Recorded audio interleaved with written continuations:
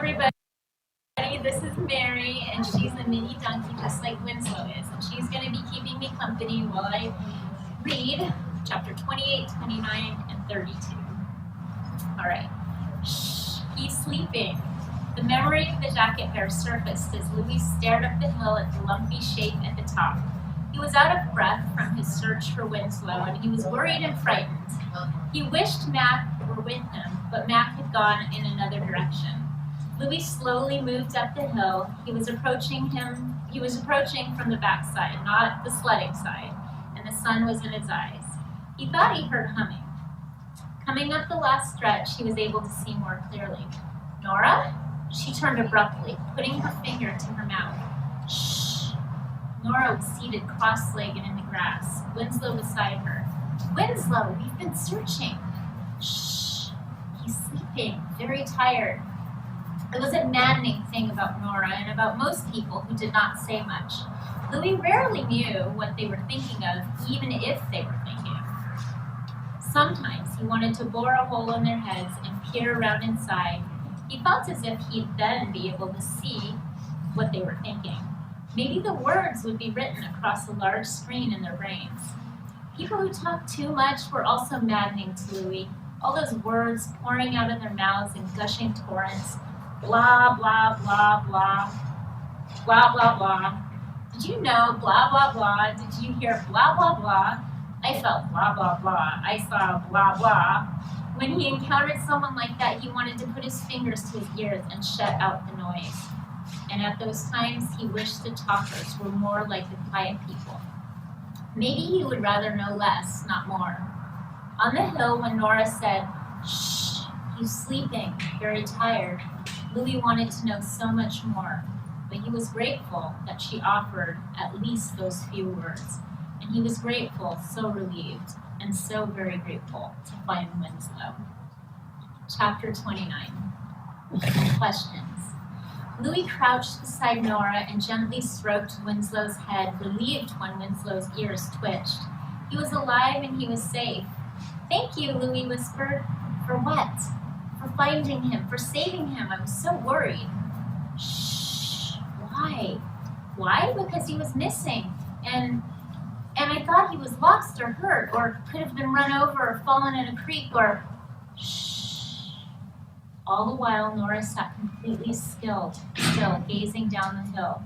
She was wearing a bright red sweater, and her hair was piled on top of her head in a top knot.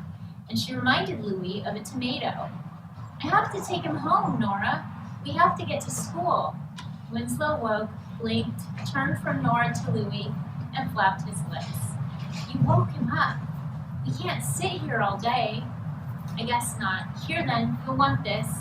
She handed Winslow's leash to Louis and raced off, running home. It wasn't until Louis reached his own house, opened Winslow's pen, removed his leash, and went to hang it on the hook that he thought, how did Nora get Winslow's leash?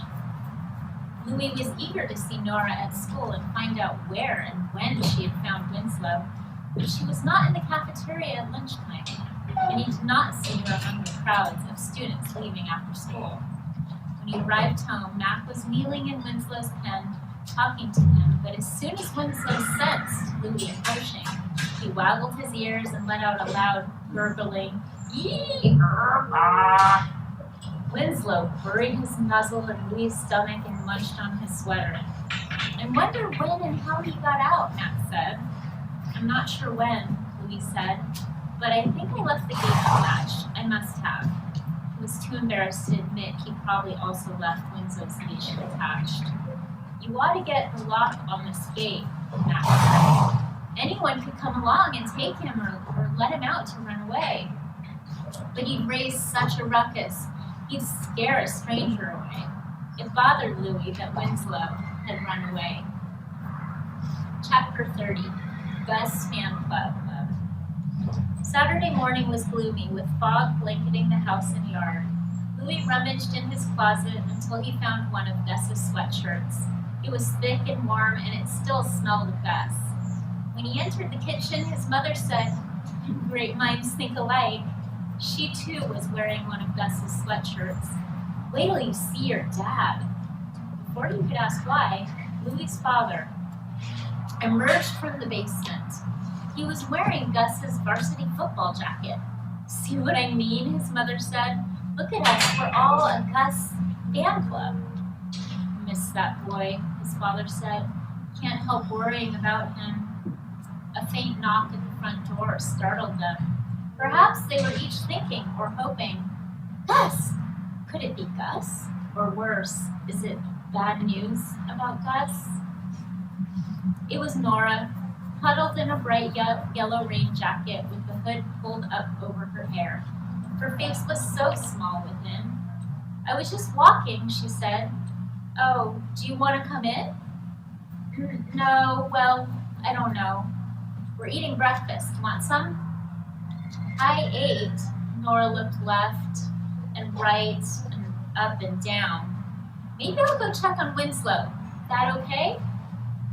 I'll come with you, show you where his food is. You can feed him if you want.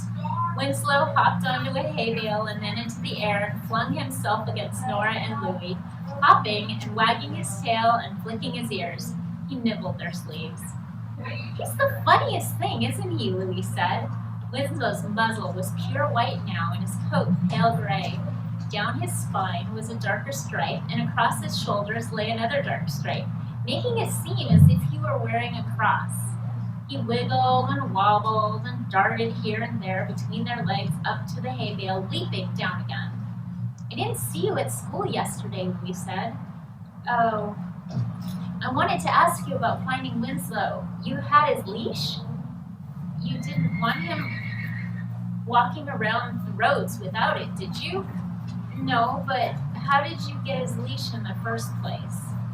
You silly, it was right there on that hook in the pen. Okay, I think we're done with that chapter. Hi, Mary. You were good, you stayed here the whole time? All right.